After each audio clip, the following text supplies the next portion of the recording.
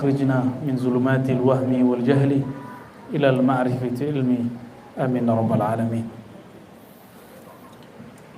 Puji syukur kepada Allah. Alhamdulillah, ini malam puncaknya ya. Saya biasa menyediakan hari Sabtu untuk mengajar di kampus. Jadi kadang-kadang sebelum Sabtu sudah balik. Tapi pengajian biasanya ramenya hari Sabtu. Tapi ya sudah, yang mau ngaji aja. Tapi alhamdulillah dari kemarin ada aja yang ngaji ya. Ini puji syukur kepada Allah Subhanahu wa ta'ala.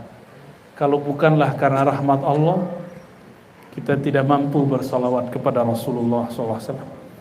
Begitu juga salam cinta dan rindu selalu kita kirimkan kepada beliau baginda Nabi Muhammad SAW. Bapak-bapak, semua para pemimpin kami, gak mungkin saya sebut satu persatu Pak. Tadi MC-nya nyebutin panjang sekali, hafalan saya langsung rusak ya. Semua para pemimpin, umara, ulama, para kiai, salam takzim dari saya. Saya yakin walaupun namanya tidak disebut, bagi mereka sudah cukuplah jabatannya itu ya. Allahumma sholli wa sallim wa barik alaihi. Saya terpikir, jangan-jangan kita kalau baca sesuatu sering gak paham maksudnya. Maka kita cicil sedikit demi sedikit menjelaskan makna yang dibaca saat orang bersolawat. Sepakat? Tadi waktu tangan diangkat lagi mahal qiyam, bacaannya apa? Rabbi faghfirli dzunubi. Terus bibarakatil hadi Muhammad. Sebelum kita mensyarah mengurai kalimat ini, mari kita kondisikan qalbu, minta kepada Allah. Allah bukakan hati pikiran kita semua. Allah hazinni wa likulli intin salihah. Al-Fatihah.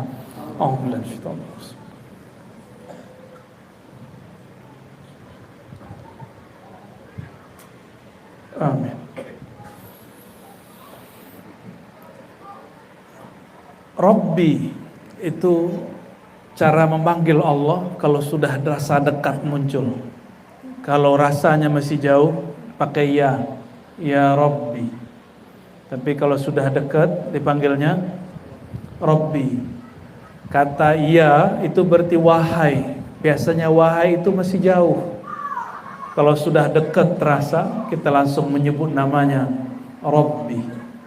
Duhai Tuhanku. Apa arti Rabb? Rabb itu berarti yang maha mencipta, yang maha memiliki. Itu arti Rabb. Maka orang Arab menyebut yang punya rumah disebut Rabbul Bait. Apa artinya? Pemilik rumah. Tapi kita sering menyebutnya Sahibul Bait. Sahibul Bait artinya sama dengan Rabbul Bait, pemilik rumah. Allah itu menyebut dirinya Rabbul Alamin, pemilik alam semesta. Ini alam enggak, Bapak Ibu? Alam apa namanya?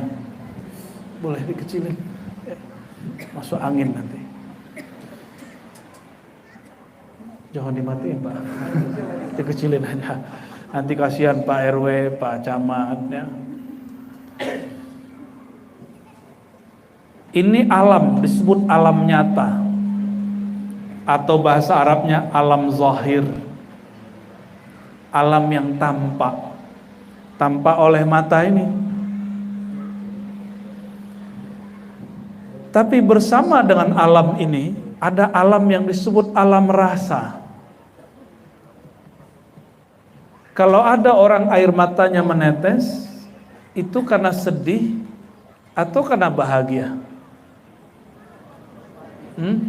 Bisa sedih atau kakinya lagi kejepit. Bisa juga ya. Kawan saya gak pernah juara, tiba-tiba dia juara, nangis pingsan. Perempuan. Tapi ada yang lain, hatinya lagi sedih, kekasihnya memutus rasa cintanya, inqasarat qalbuhu, patah hatinya, maka air matanya pun menangis. Berarti air mata menunjukkan sedih, bukan sakit hati, sedih. Ada lagi kawan kita, satu lagi hadir di konser K-pop dulu. Pas lihat artisnya, bukan artisnya, penyanyinya ya, itu dia nangis, terharu, dan bacanya ya Allah, ya Allah. Yang dilihat penyanyi Korea, hebat juga orang Islam Indonesia. Lihat artisnya non Muslim, tapi yang dibaca ya Allah, ya, solehah sekali ya. Dan dia nangis, dia bertemu orang yang dia suka, yang dia sukai nyanyinya, lagunya. Saya nggak tahu apa yang terjadi kalau kita bertemu orang yang kita sebut-sebut di dalam sholat. Allahumma sholli ala Sayyidina Muhammad. Yang kita baca kalau lagi sholawat, ya Nabi salam alaika. Mungkin ada yang pingsan, ada yang nangis, ada yang teriak.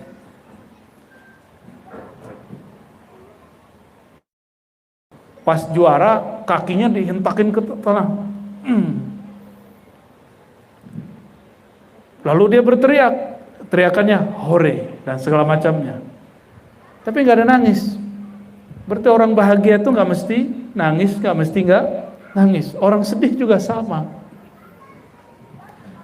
Ini yang disebut alam rasa. Alam rasa dia cuma berkait dengan tubuh, tapi tidak ada alamat khusus mengenai alam rasa. Rasa itu ada bernama cinta, benci, rindu. Ajaibnya umat Nabi Muhammad SAW tidak pernah berjumpa dengan beliau secara fisik, tapi karena dalam dirinya ada alam rasa. Rasa ini bersumber dari dalam kolbunya. Kolbunya berasal dari ruhnya. Ruhnya dulu pernah bertemu Rasulullah SAW. Kerinduan itulah yang membuat dia bisa menangis. Disebut nama Nabi Muhammad SAW. Ada juga yang menangis karena suaranya syahdu. Boleh juga. Karena suara itu membantu orang mengenang sesuatu. Tapi ada laporan Pak Haji Novi, banyak yang jadiin suara saya pengantar tidur. Jadi kalau sulit tidur dengerin suara, nggak ngeliat orangnya, dengerin aja. Oh ternyata suara saya ini bisa bikin tenang, kata dia. Benar ibu. Jadi ibu kalau susah tidur dengerin aja gitu ya, enak aja. Kita ditinggal ngomong sendiri sama dia.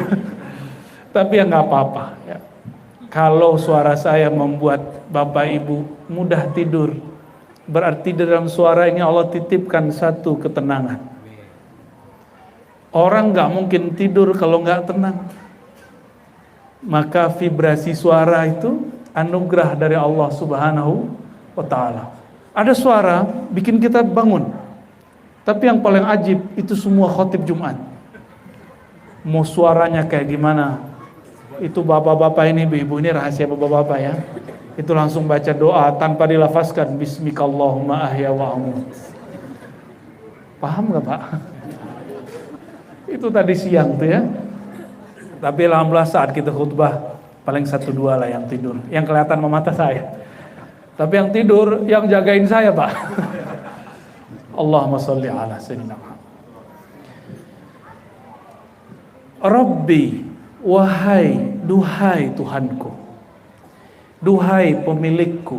Nah, kalau mau merasakan nikmatnya bertuhan, jangan panggil wahai Tuhanku, tapi panggil wahai pemilik jiwaku, wahai pemilik ruhku, wahai yang membolak-balik kolbuku.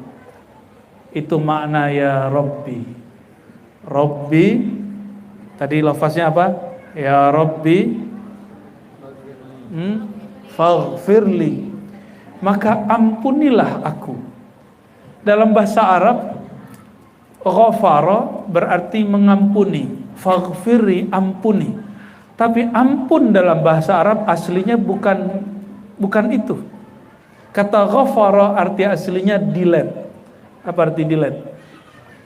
Hapuslah dosa-dosaku. Itu arti daripada ghafara.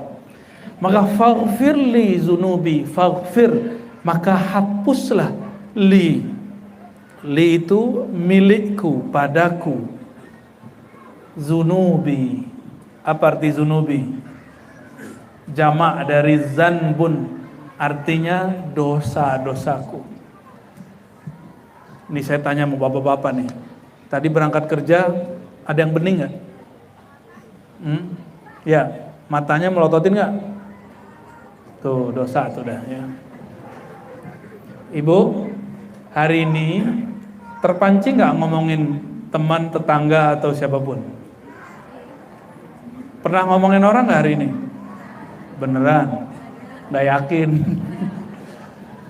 Berarti lisannya ada dosanya.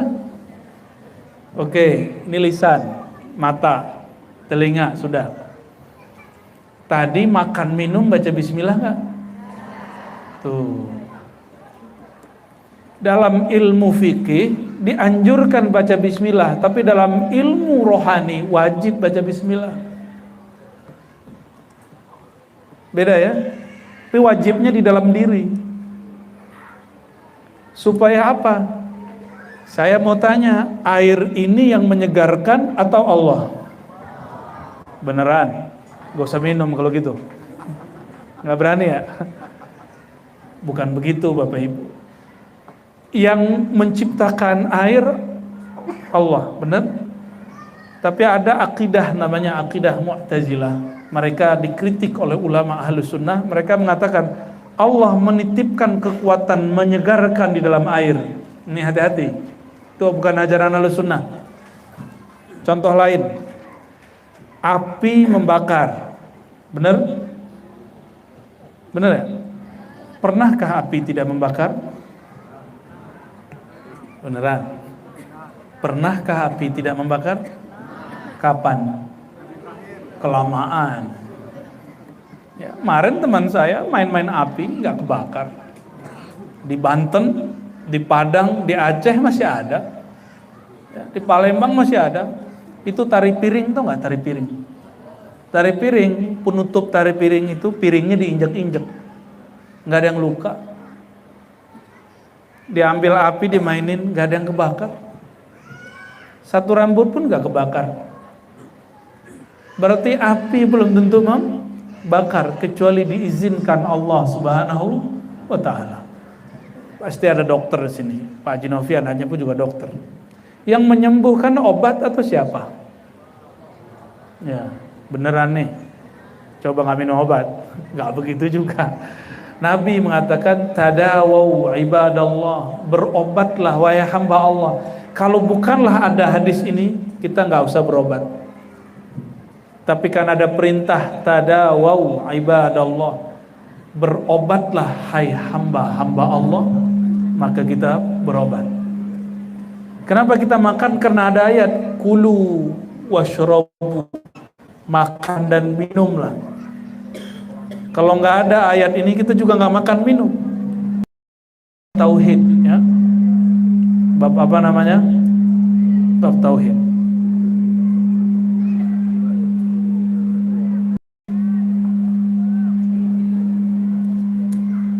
Sudah Pak. Nggak usah pakai Eko Pak ya. Teman saya namanya sudah Mas Eko.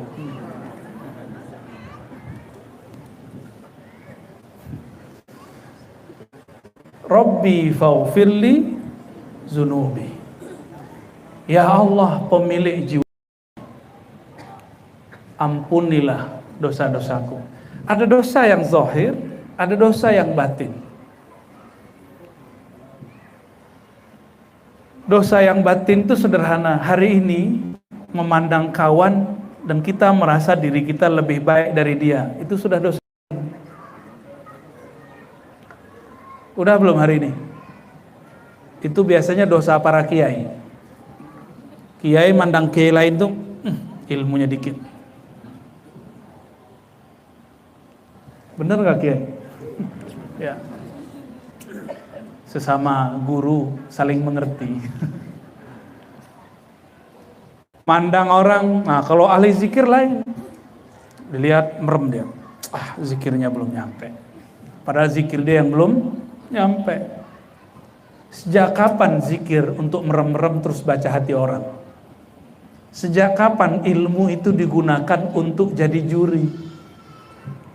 Yang seperti itu iblis namanya. Iblis itu mengatakan apa? Ana khairum minhu. Saya lebih baik kok dari Adam. Jadi yang pertama jadi juri menilai isi hati orang, jadi juri kolbu, juri iman, juri kebenaran, itu iblis. Jika dia bertubuh manusia disebut syayatinul insi, setan, tapi bertubuh manusia. Allah sendiri yang berbicara. Semoga yang hadir malam ini bukan setan manusia. Amin Rabbal. Ciri-ciri pertamanya apa? Tidak jadi juri kolbu. Ya. Kalau ingin memahami orang, nggak usah merem, buka matanya, buka telinganya, buka hatinya, rasakan kalamnya. Kalau merem, gelap apa terang? Ya, coba merem, Bapak Ibu, sebentar aja. Sudah, gelap apa terang? Apalagi mau lihat orang di ujung sono. Oh Ustaz, kita baca firasat lah, firasat gak begitu. Orang pakai firasat gak perlu pakai merem. Ahli kasyaf tuh gak perlu begini-gini ngeliatin orang. Ya. Orang-orang ahli rohani, ruhnya gak terhambat oleh mata ini. Jadi kita kalau mematap orang lain, adabnya adalah adab Nabi Adam nih. Tidak pernah merendahkan mereka. Dalam hati itu mentakzim dia dan mengatakan, mungkin orang ini punya amalan yang saya belum amalkan. Mungkin si kiai ini, ustadz ini punya ilmu yang saya belum tahu. Ini adab kita kalau ketemu orang. Sehingga tidak pernah merasa diri lebih tinggi dari orang lain. Itu yang disebut hakikatut tawadu. Orang-orang yang benar bertawadu.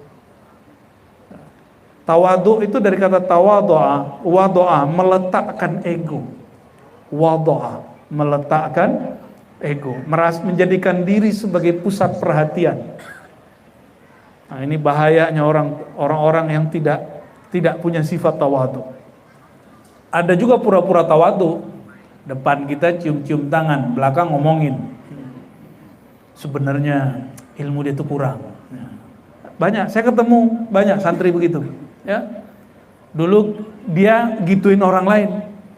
Ternyata satu pelajaran hebat yang ada di alam semesta ini, kalau ada orang bicarain orang lain depan kita, nih temen nih ngomongin orang lain, siap-siap 1 jam setelah itu atau esok kita juga dibicarakan dia di depan orang lain. Ya, jadi kalau ada orang suka ngegosip, alihkan ke yang lain, jangan ikut-ikut. Karena al-mustami' syarikani, orang yang dengar sama-sama dapat, bukan pahalanya, di gelapnya. Jamaah yang muliakan Allah, faghfirli zunubi, ampuni, hapus dosaku. Dosa yang paling bahaya itu dosa yang tidak tampak, dosa merasa lebih dari orang lain. Kalau ibu-ibu secara fisik mungkin wajahnya, kalau lagi arisan, tasnya Bu ya, bener ya? Gimana lagi Bu? Merah. Tapi itu ibu-ibu yang cahaya, kalau cahaya kolbunya sudah hidup, bebas mau bawa tas. Saya mau tanya Bapak Ibu, ini pertanyaan kedua. Ada orang bajunya biasa, ya biasa banget lah. Tapi ketika berbicara, dia berbicara dengan kolbunya. Ada satu lagi orang, mohon maaf, ini bukan melarang pakai sorban. Sorbannya tebel,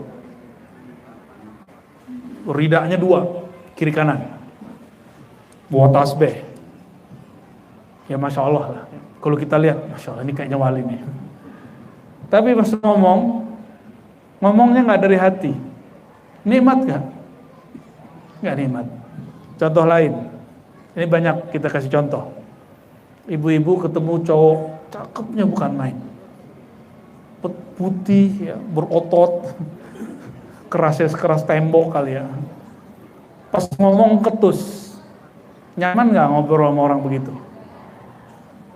Pak, duduk di bis trans, di samping kita ada cewek cuantik, kata orang Jawa. Tahu cuantik? Enak lah kalau dipandang. Tapi katanya mau nundukin pandangan, tapi roknya pendek. Pas nunduk malah kelihatan. Dia merasa diperhatiin. Apakah tidak? Apa lo lihat? Nyaman nggak duduk di situ? 1 detik rasanya 1 tahun. Kenapa? Kita nggak nyaman sama orang yang zahir fisiknya bagus, tapi batinnya menyeramkan. Oleh karena itu, yang mesti diperbaiki di dalam ini, itu yang kasar dilembutkan, yang sombong kemudian ditawadukkan, yang belagu dibuat dia lebih terpelajar, terdidik, supaya orang-orang siapapun bertemu dia merasa nyaman, walaupun wajahnya nggak charming, walaupun penampilannya nggak branded, tapi kolbunya branded, made in Allah. Ya, semua nama-nama Allah ada di kolbunya. Amin. Itu baru nyaman kita duduk di sana. Kenapa orang rindu mau bertemu guru? Kenapa kita rindu ke Ka'bah? Karena di situ kita menyebut-nyebut nama Allah. Rindu kepada guru, karena ketemu guru kita ingat kepada Allah. Allah itulah sumber asal semuanya. Jika kita merindukan kampung, karena asal kita dari kampung A, kampung B, kampung hakiki rohani ini adalah nurnya Allah Subhanahu wa ta'ala. Jadi ketika kita berdoa, Robbi, nah lagi berdiri, berdoa, kata Nabi, tidaklah seorang hamba rafa'a yadayhi, mengangkat tangannya, melainkan Allah malu, tidak mengabulkannya. Innallaha hayyun, ya. Sungguh Allah malu jika ada orang mengangkat tangannya tapi Allah belum menjawabnya. Maka mengangkat tangan waktu doa itu bagian dari sunnah Nabi. Cuma pas Jumatan tadi mata saya sedikit ngintip. Kalau khotib boleh ngintip nggak? Boleh ngintip jamaah nggak? Ya, pas lagi khotib ada yang nggak mau angkat tangan. Kita usut-usut penanya, oh dia suka membid'ahkan orang. Ya. Bagi dia ngangkat tangan lagi doa itu bid'ah. Udah pernah digituin belum? Di Batam ada loh orang begitu. Ngangkat tangan lagi. Jadi yang benar bagi dia tuh kalau doa lagi khutbah begini. Itu mah khotib. Jamaah jangan. Jadi ada jamaah ngangkat tangannya begini kalau doa. Allahumma fir lil mu'minina wal mu'minat. Dia khotib tuh. Yang dibolehkan, dianjurkan, disunnahkan begitu siapa? Itu khotib. Kalau bukan khotib nggak dianjurkan. Jadi mau siapapun, apapun keadaannya, kalau lagi berdoa mengangkat tangan itu cara mustajab. Cara mustajab. Kalau lagi kunut subuh ada doa tolak bala, tangannya gimana? Allahumma srifna. Ini bukan buatan Imam Syafi'i, apalagi buatan Kiai Luqman, bukan ya. Bukan buatan MUI juga. Ini dari Nabi SAW. Dalam hadis Abu Daud dikatakan, Nabi iza da'a bi batni kaffi. Nabi jika berdoa yang dibuka telapak tangannya. Kalau ista'aza, kalau beliau berlindung bi zahri kaffi atau kaffai, maka beliau berdoa begini. Kalau minta perlindungan, doa tolak bala itu doa minta dilindungi, maka tangannya boleh begitu. Ya. Jadi kalau ada nanti dengar di lafaz-lafaz doa, Allahumma srif anna, begini tangannya. Ya. Kalau faghfirli berdoa meminta atau berlindung. Berarti tangannya begini ya. Jadi mengangkat tangan. Nah, ini pun ada caranya. Ada yang malas ngangkat begini aja. Gini aja ya. Angkat dikit lah ya. Nabi jika berdoa lagi berdiri, tangannya agak naik. Ya, agak naik. Khusus di hari-hari tertentu di padang Arafah, lagi istisqa. Dua riwayat ini Nabi kalau berdoa tangannya diangkat sampai ke wajahnya. Sehingga kata sahabat, Nabi itu kulitnya putih sekali. Mohon maaf, kulit bagian ketiaknya itu kelihatan putihnya bukan main. Yura bayadu ibtih. Terlihat putihnya bagian ketiak Nabi Shallallahu Alaihi Wasallam. Jadi mengangkat tangan itu bagian dari sunnah, kapanpun ya. Tapi kalau doa nggak angkat tangan boleh nggak? Boleh nggak Bu? Kita sholat, baca doa, iyyaka na'budu, tangannya di mana? Boleh kok, nggak apa-apa. Duduk antar dua sujud, bacanya apa? Rabbighfirli warhamni. Itu doa dan nggak ngangkat tangan, ya. Baik. Ini sengaja saya nggak serius-serius amat ngajinya. Udah malam. Nggak ngaji Nur Muhammad kita nggak. Lalu ada kalimat penting di situ. Ini yang jadi inti kajian kita malam ini. Bibarkatil habibi. Gimana bacanya? Bibarkatil hadi Muhammad. Apa arti bibarkatil hadi? Udah jadi bahasa Indonesia. Dengan berkat sang pemberi petunjuk Nabi Muhammad sallallahu alaihi wasallam. Bibarkatil habib, bibarkatil hadi artinya sama, itu disebut tawassul. Apa artinya? Arti tawassul apa? Apa arti tawassul? Doa meminta. Kalau tawassul tawassala ya tawassalu. Kita sering juga sebut wasilah. Sering baca ati sayyidina Muhammadanil wasilah wal fadilah. Wasilah kata lainnya tawassul, perantara. Kawan kita ngomong begini, langsung saja kepada Allah, kan Allah dekat. Gimana jawabnya? Allah benar dekat. Ayo jamaah, ini kayak tauhidnya bermasalah semua nih. Allah dekat nggak? Beneran? Karena ditanya barusan ya, diancam barusan. Allah benar dekat, ya. Sudah merasa dekat belum?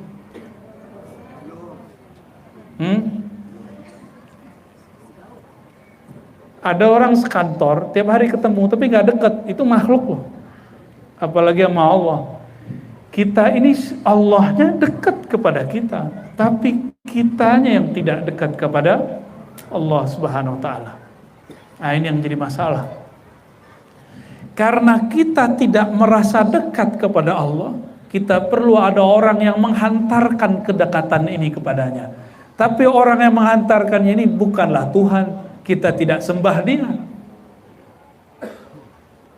Memohon pertolongan Dia, syafaat Dia, itu disebut dengan tawassul. Disebut apa?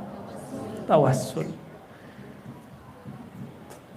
Jadi kalimatnya faghfirli dzunubi bibarkatil hadi Muhammad. Ya Allah, ampuni dosaku berkat sang pemberi petunjuk, pembawa petunjuk, pembawa hidayah, Nabi Muhammad sallallahu alaihi wasallam. Ini tawassul. Sayang sekali hari ini banyak dai-dai mengatakan tawassul itu syirik. Berarti semua yang sholawat nih musyrik. Tadi yang berdiri-berdiri itu musyrik semua itu. Kata dia, katanya ada radionya di sini ya. Ini mengerikan ini Pak. Ini kalau dibiarkan berbahaya ini.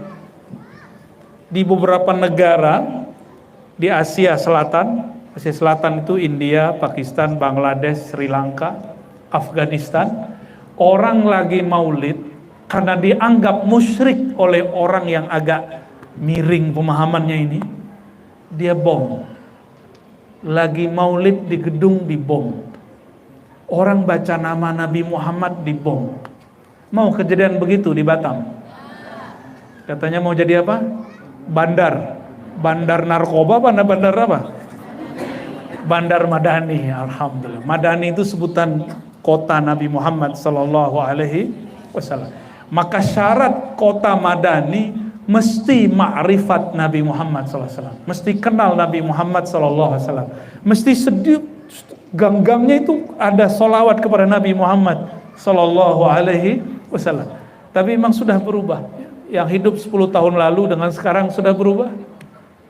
Udah banyak solawat belum sekarang? Sudah lebih banyak ya. Alhamdulillah. Tawassul itu ada banyak macamnya. Ada tawassul dengan nama Allah atau sifat Allah. Contohnya gini. Birahmatika. Gimana? Pernah doa begitu? Birahmatika ya arhamar rahimin. Dengan rahmat kasih sayangmu ya Allah, maka sayangi kami ya Allah. Menyebutkan bi dengan rahmat itu berarti bertawassul dengan sifat Allah.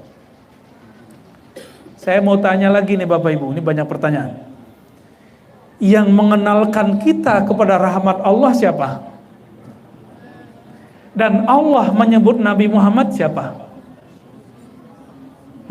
Wa ma arsalnaka illa rahmatan lil alamin.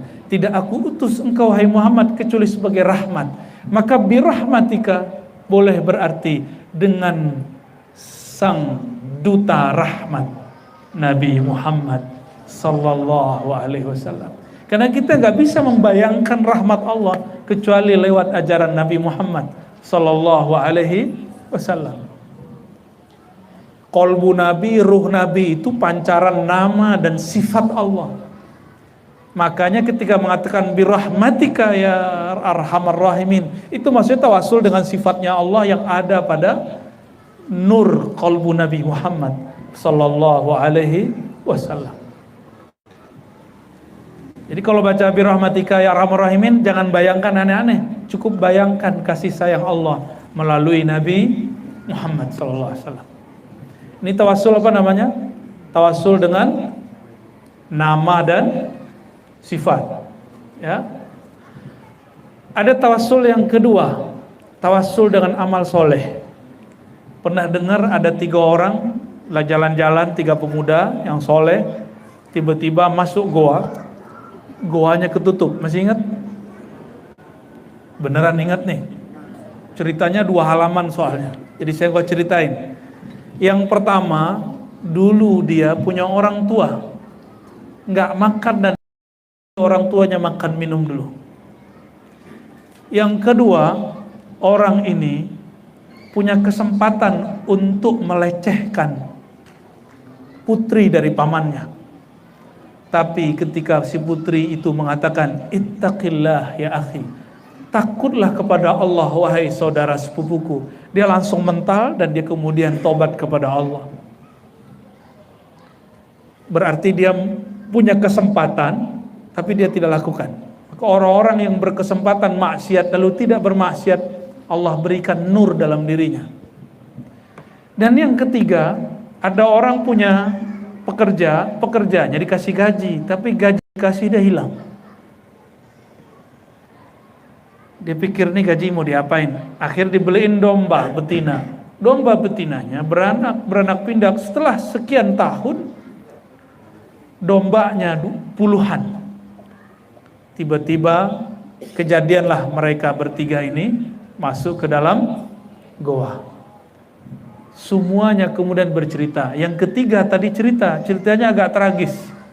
Domba udah banyak, anak buahnya datang. Apa kata anak buahnya nih? Wahai tuan, gajiku mana? Yang dulu 1 ekor domba. Kata tuannya, aku beliin domba, lalu aku ternak. Tuh hasilnya. Dia bilang, ya udah, kamu di rumah aja biar saya bawa pulang semua.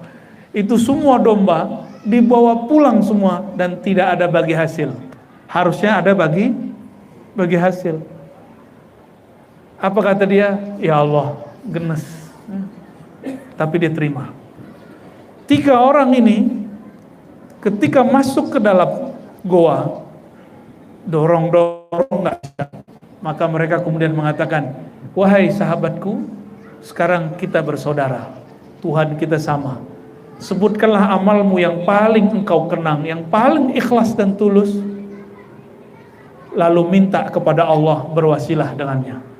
Maka yang pertama menyebutkan, ya Rob, saya tidak pernah makan sampai ayah ibu saya makan. Kebuka dikit. Mereka coba keluar, baru keluar 1 tangan. Yang kedua berdoa lagi. Ternyata setiap kali doa Allah turunkan malaikat. Cuma malaikatnya nggak boleh buka banyak-banyak. Ya, buka aja dikit. Lalu doa lagi yang kedua. Ya Allah, dulu saya berkesempatan maksiat, lalu tidak maksiat. Dibuka lagi. Dibuka, tapi baru masuk 2 tangan. Belum bisa, badannya mungkin sudah seperti bapak-bapak ini. Sudah ada kemajuan perut. Dan yang ketiga, ya Allah, maka ini yang paling hebat. Dia bersedekah. Dia menyedekahkan semua yang dia cari, yang dia kumpulkan. Ya Allah, jatah saya banyak. Kalau saya mau adil, cukup ambil 1 domba, kasih ke orang itu. Tapi aku ikhlas, ya Allah, langsung kubuka semua. Ini dahsyatnya doa pakai sedekah. Disebut tawassul dengan amal soleh. Buat baik orang tua, amal soleh. Meninggalkan maksiat, amal soleh. Lalu bersedekah, amal soleh. Kita sebutkan amal, itu namanya tawassul. Tawassul apa namanya? Bil amal soleh. Tapi saya yang memberitahu kita bahwa A, B, C, D itu amal soleh siapa? Guru.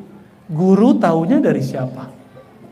Dari gurunya. Guru bersambung kepada Rasulullah. Maka kalau sebut amal soleh, sebenarnya yang terbayang siapa? Tetap Rasulullah Sallallahu Alaihi Wasallam. Maka semua tawasul ke Nabi Muhammad. Itu sebabnya ada tawasul yang paling tinggi. Apa itu? Tawasul dengan Nabi Muhammad Sallallahu Alaihi Wasallam. Ya.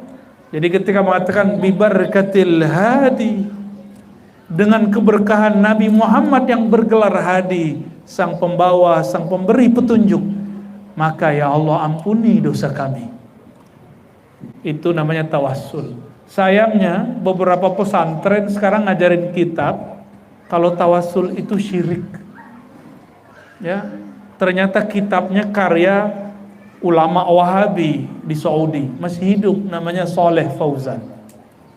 Ini di mana-mana kita sampaikan, karena saya melihat di Batam mulai banyak pesantren. Moga para kiai jangan cuma buat pesantren, perhatikan kurikulumnya.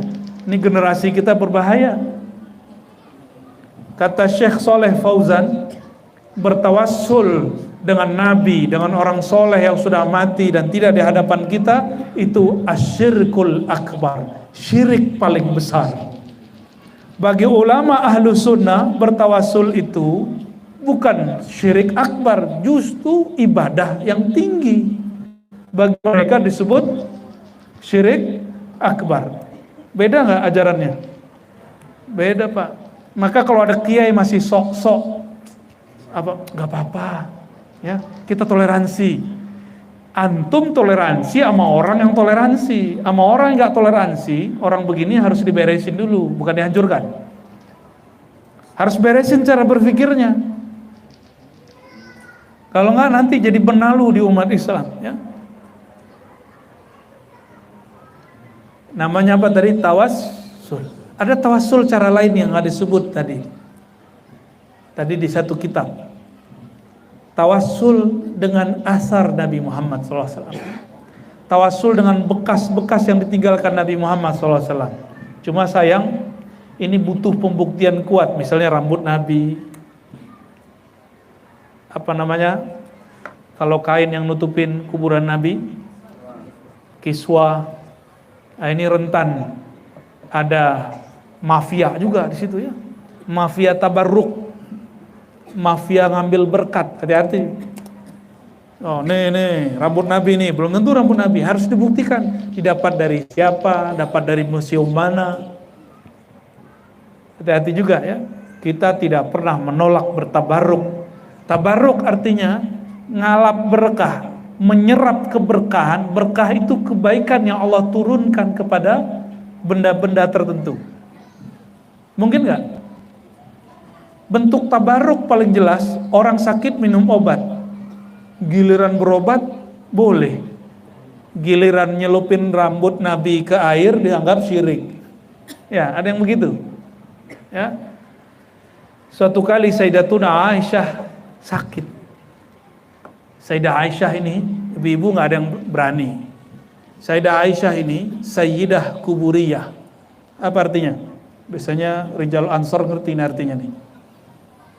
Penghulu kuburiyat. Kok bisa saya ngomong begini? Ini bukan penghinaan, ini justru pujian. Nabi SAW wafat, dikuburkan di mana? Di kamar Sayyidah Aisyah.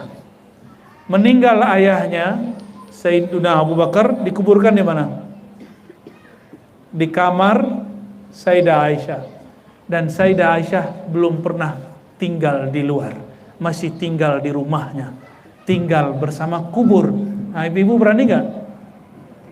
Bapaknya mati, wafat, terus tinggal di kubur, berani nggak? Atau suaminya meninggal, kan sehidup semati, gitu ya. Kubur di kamar, tidur dekat kubur, berani nggak?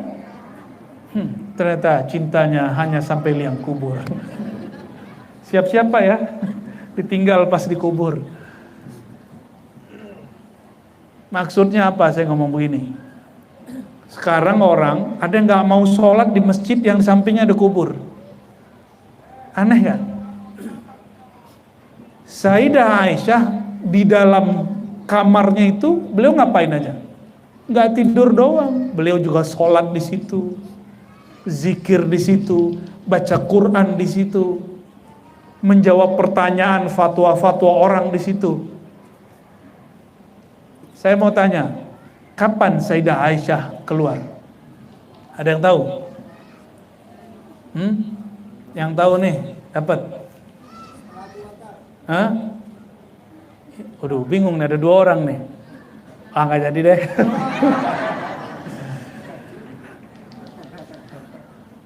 Jawabannya salah sih ya.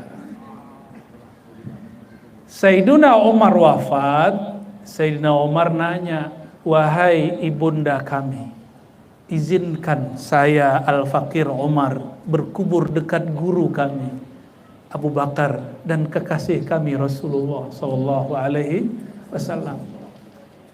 Tuh, jawabannya tadi Abu Bakar ya.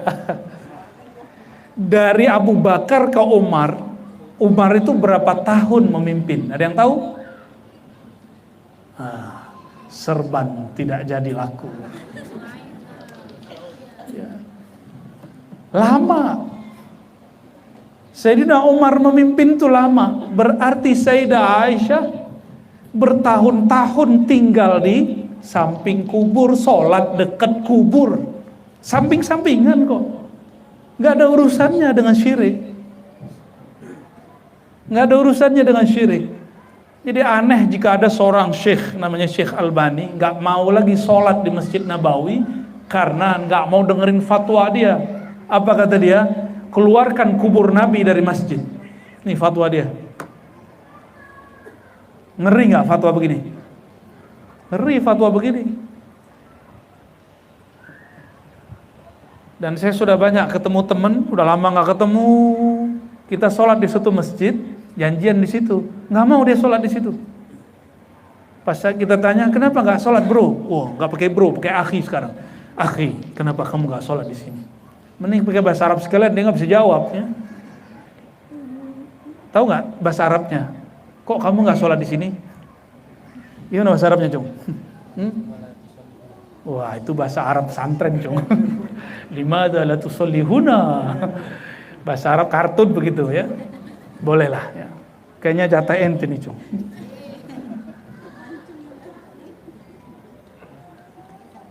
Jawabannya apa?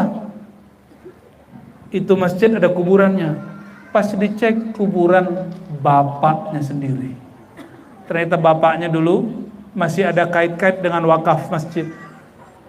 Sampai begitu orang hari ini didoktrin masalah kuburan. Ya, kalau orang bertauhid nggak ada masalah, mau kubur mau apa nggak ada masalah. Ya, jadi Bapak Ibu, kita ini bukan penyembah kubur, benar nggak? Kita kalau ziarah kubur, doain orang di kubur atau minta ke kubur?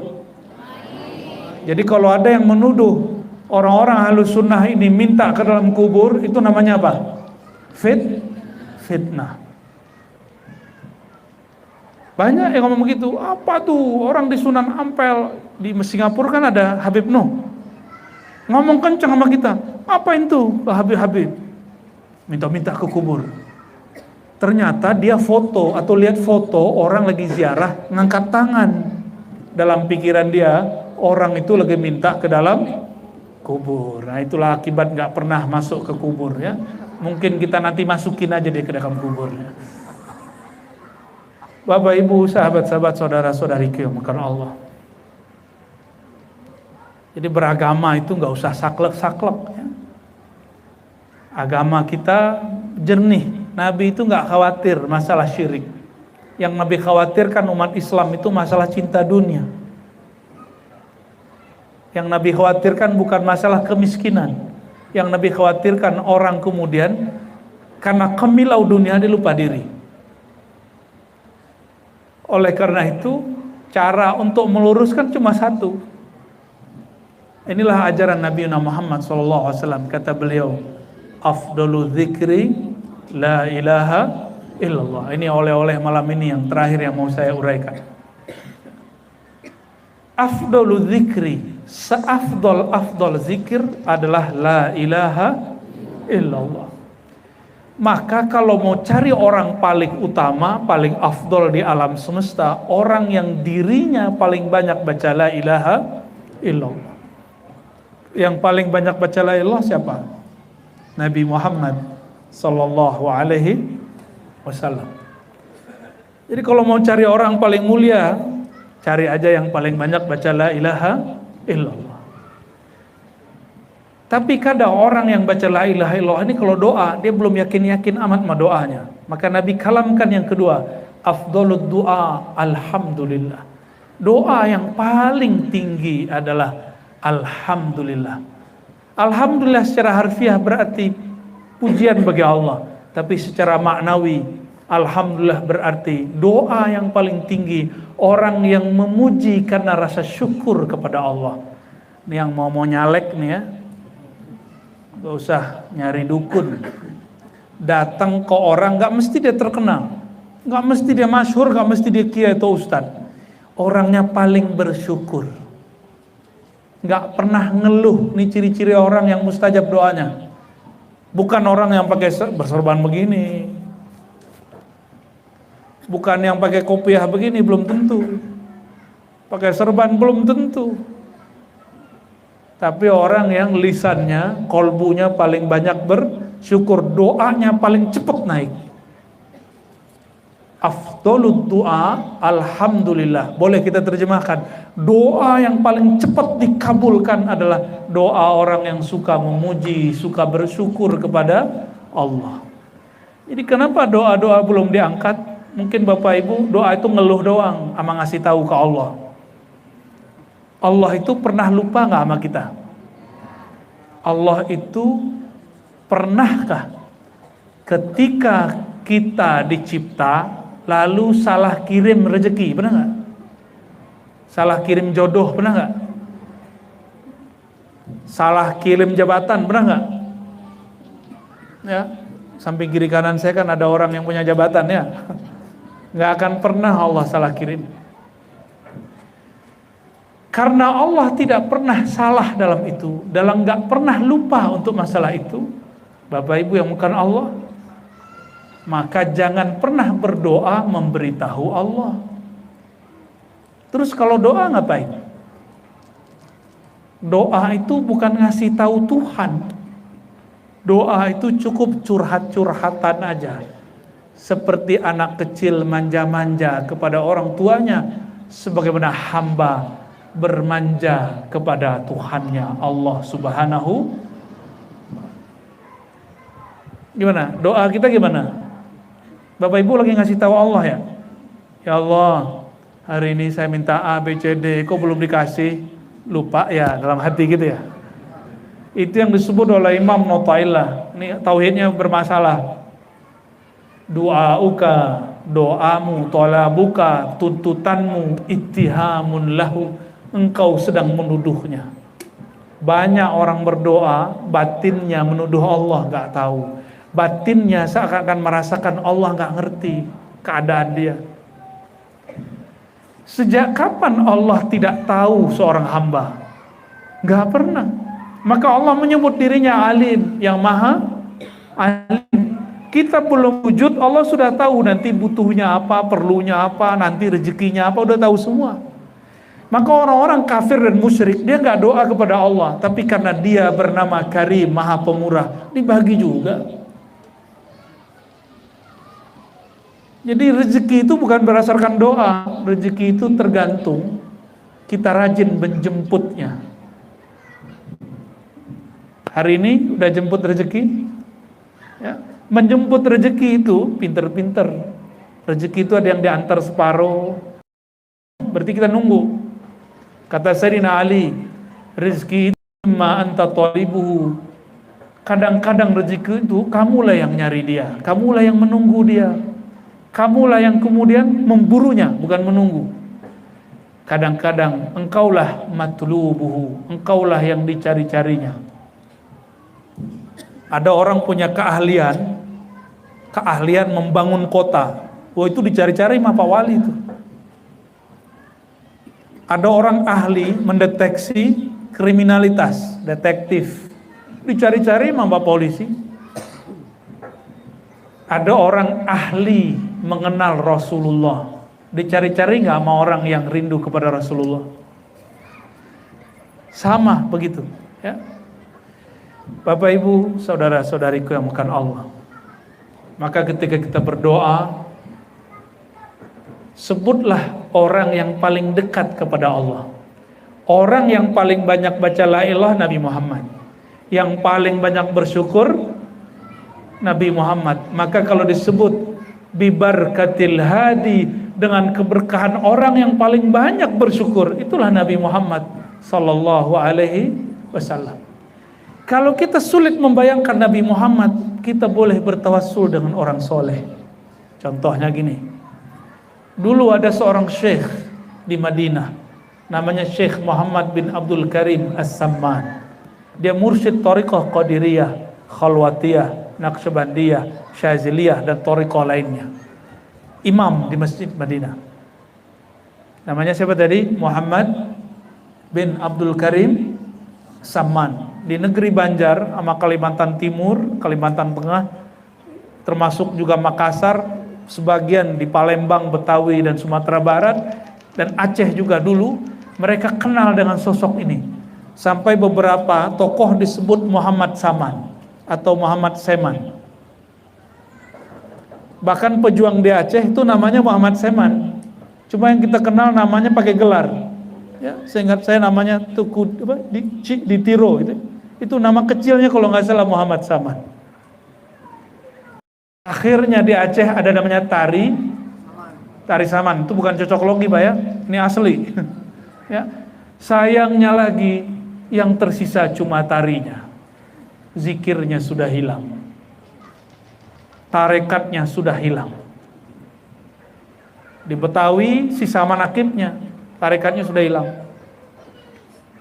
Di Padang sisa zikirnya, manakibnya nggak ada. Di Banjar alhamdulillah ada dua-duanya, ya, masih ada di Banjar. Syekh Muhammad Saman ini wali Allah. Muridnya mau pulang kampung ke tanah Jawi, namanya Syekh Abdul Somad Al-Falin, minta izin pulang sowan. Ini Syekh Abdul Somad ini mengalami hal yang sama dengan kawan-kawannya. Dulu belum ada pesawat, enak sekarang kita haji umroh, cuma 9 jam sampai. Kalau dulu 3 bulan, 6 bulan di laut, semua musim dilalui. Kadang-kadang cuma nama yang berpulang, orangnya sudah nggak wujud. Ketika muncul ombak tinggi, orang semua nyebut nama Tuhannya. Ada Tuhannya Tepekong, ya. Ada Tuhannya Sang Hyang Widi, nggak apa-apa lah ya. Ada Tuhannya Yesus Kristus, macam-macam. Semua nama Tuhan disebut. Seperti kita lagi turbulen di pesawat. Pernah nggak ngalamin goncang di pesawat? Semua nama Tuhan keluar ya. Ada juga yang jomblo, nyebut nama calonnya yang belum jadi. Sedihnya bukan main ya. Menikah belum dipanggil-panggil. Syekh Abdul Samad menceritakan kawan-kawannya dan juga pengalaman dia sendiri ketika ombak mau menggulung itu kapal. Dia teringat Rasulullah, tapi yang dia panggil nama syekhnya, ya Samad. Itu namanya nida'us sholihin, manggil orang soleh. Memanggil orang soleh bukan menyembah orang soleh, maka bukanlah syirik.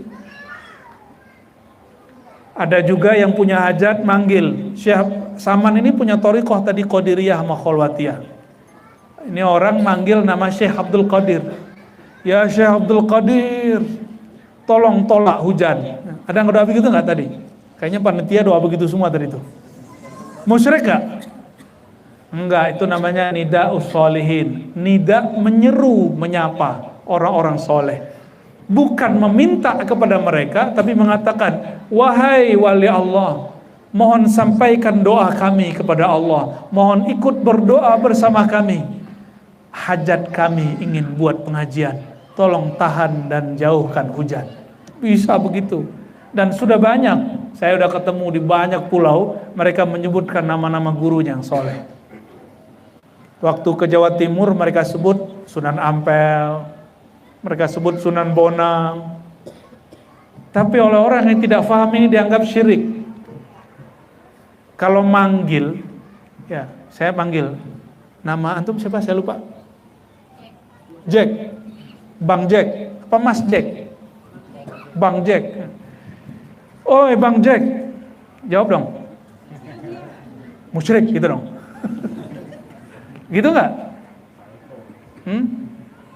Musyrik nggak manggil Bang Jack?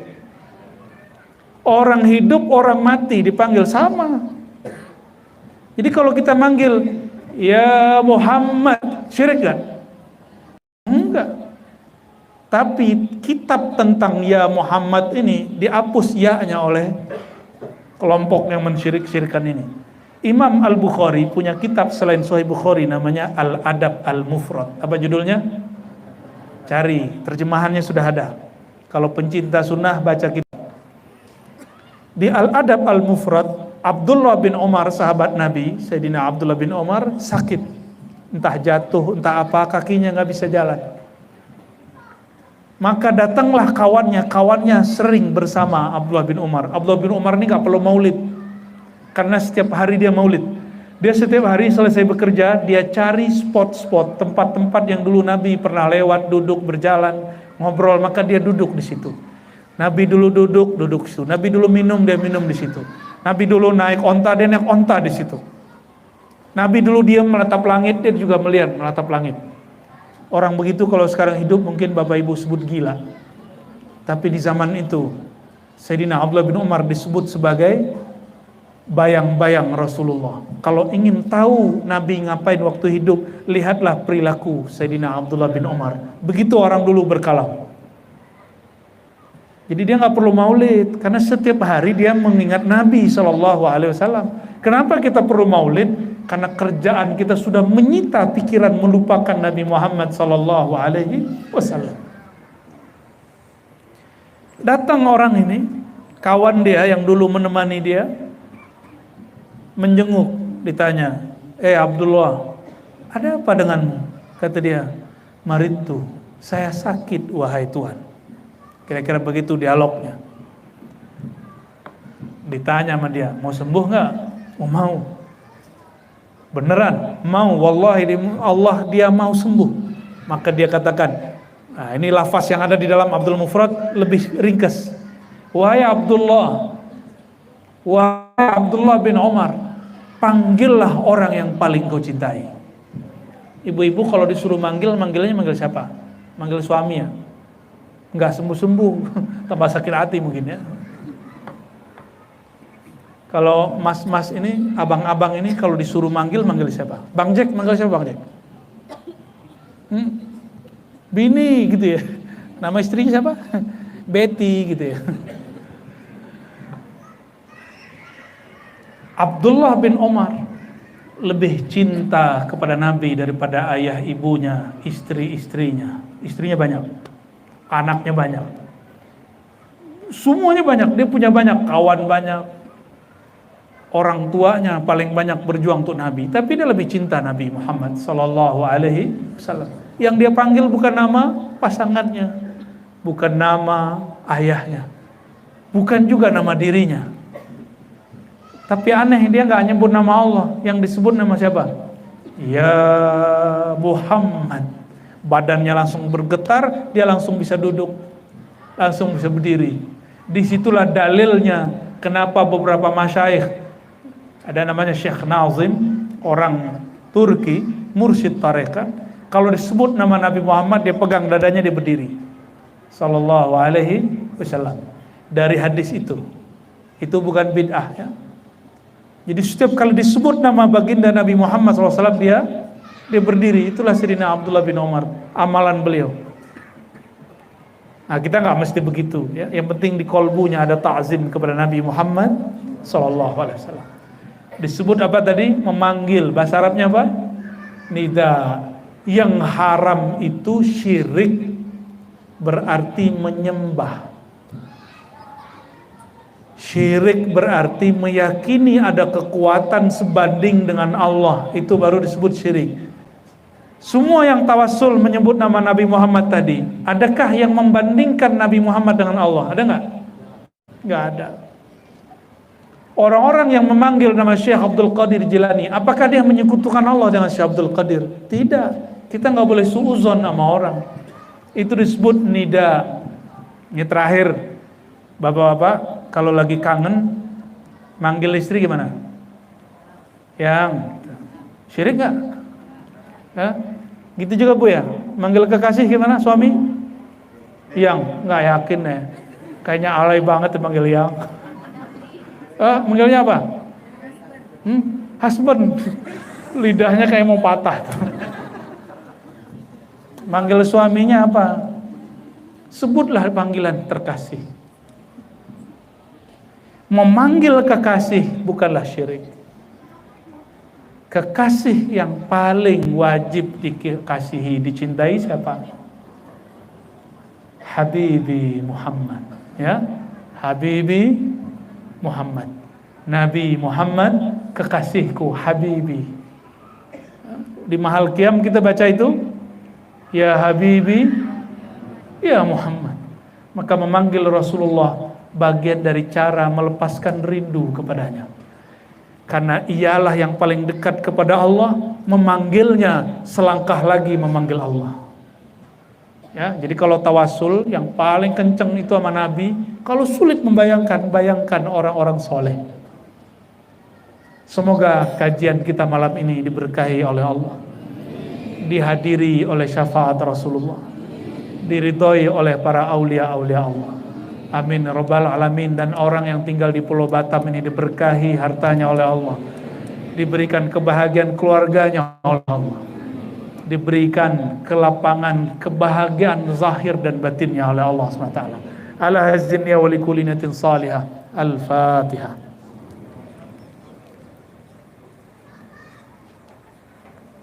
Siratal ladzina an'amta 'alaihim ghairil maghdubi 'alaihim. Allahumma ya Allah bihaqqil Fatihah.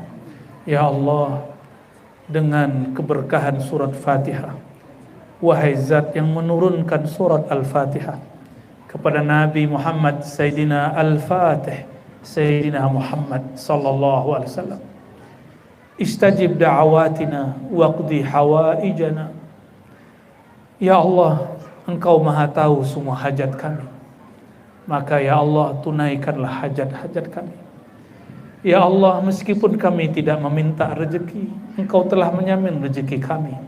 Tapi izinkan kami ya Allah bermunajat, bermanja-manja kepadamu ya Allah, sehingga hati kami hanya bergantung kepadamu ya Allah, bukan kepada tempat bekerja kami ya Allah, bukan kepada pasangan kami ya Allah, bukan kepada orang tua dan guru kami ya Allah, tapi jadikan hati kami hanya berta'alluq, bergantung kepadamu ya Allah, ya Ahad, ya Samad.